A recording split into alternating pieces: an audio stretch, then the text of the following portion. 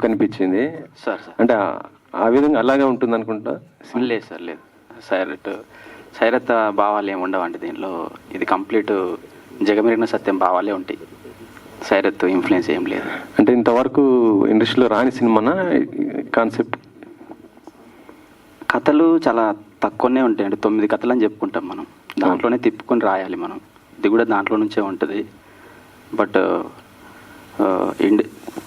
Basic ఏంటంటే sir, తెలిసిన కథని చెప్పడమే చాలా కాంప్లికేటెడ్. నేను అదే తీసుకున్నా. జగమెరిగిన సత్యం అనే టైటిల్లోనే ఉంది. జగమెరిగిన సత్యం అంటే మనం మామూలుగా ఏమంటాం సార్ అంటే దాని మీనింగ్ అందరికీ తెలిసిందే. సో తెలిసిన విషయాన్ని చెప్పడం చాలా కాంప్లికేటెడ్గా ఉంటుంది. సో టైటిల్లోనే చెప్పేసిన నేను, ఈ కథ చాలా కాంప్లికేటెడ్. సో అదే అంటే ఏ జోనర్ కిందకు వస్తుంది అనుకుంటారు అసలు cinema?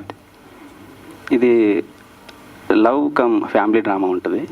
So most of the అంటే 50% లవ్, 50% డ్రామా ఉంటుంది అండి. ఫ్యామిలీ ఎమోషన్ చాలా కనెక్ట్ అవుతారు మీరు. సో లవ్ని ఎంత ఫీల్ అవుతారో ఎమోషన్ని కూడా అంతే ఫీల్ అవుతారు. ఒక కన్నెట్ చుక్కన కారుస్తారు మాకోసం. సినిమా 18th రిలీజ్ కాబోతుంది, కానీ ప్రమోషన్స్ కొద్దిగా చాలా తక్కువ ఉన్నాయి. సెలబ్రిటీస్ని కూడా పిలిచారు కానీ ఎవరు కూడా రెస్పాండ్ కాలేదు అనుకోండి. ఎందుకని ఏంటి అసలు? అంటే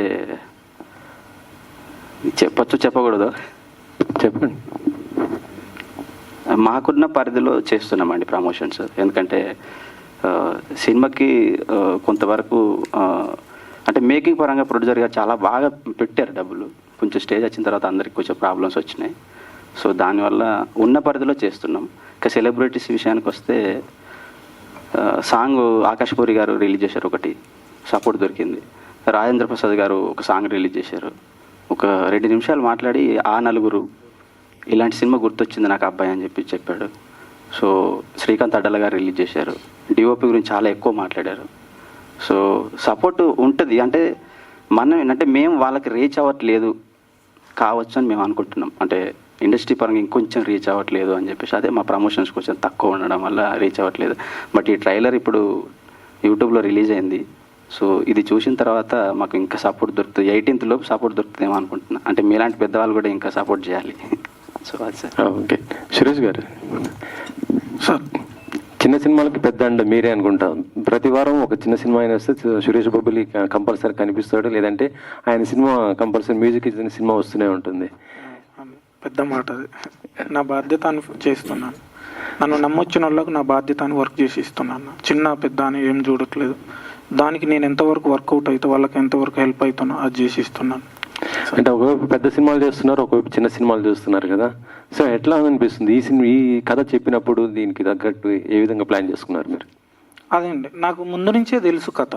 ముందు నుంచే తెలుసు. తిరుపతి నేను ఎప్పటి నుంచో ఫ్రెండ్స్. యాక్చువల్లీ నేను ఒక ప్రొడక్షన్, అరణ్ మీడియా అనే ప్రొడక్షన్, నారా రోహిత్ గారి ప్రొడక్షన్లో నీదే నాది ఒకే కథ చేస్తున్నప్పుడు ఆ ప్రొడక్షన్లోనే ఇంకో ఫిలింకి అసిస్టెంట్ డైరెక్టర్గా వర్క్ చేస్తున్నాడు. అక్కడ మాకు పరిచయం ఏర్పడింది. ట్రావెల్ చేస్తూ ఉంటే ఫ్లోలో మనోడు కథ చెప్పడం జరిగింది.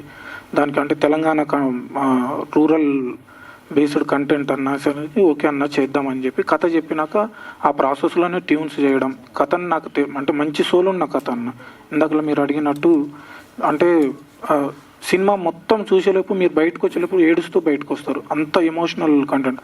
సాయిరాత్ అని అన్నారు కదా, అలాంటి ఈక్వల్గా ఉండే కథనే. యాజ్ ఇట్ ఈజ్ అలాంటి కథ కాదు, బట్ అంత ఈక్వల్గా ఉండే కథ. సో నచ్చి దానికి నేను ఎంతవరకు హెల్ప్ అవుతున్నా ఎంతవరకు చేయగలనో అది చేసి పెట్టించాను. హీరో గారు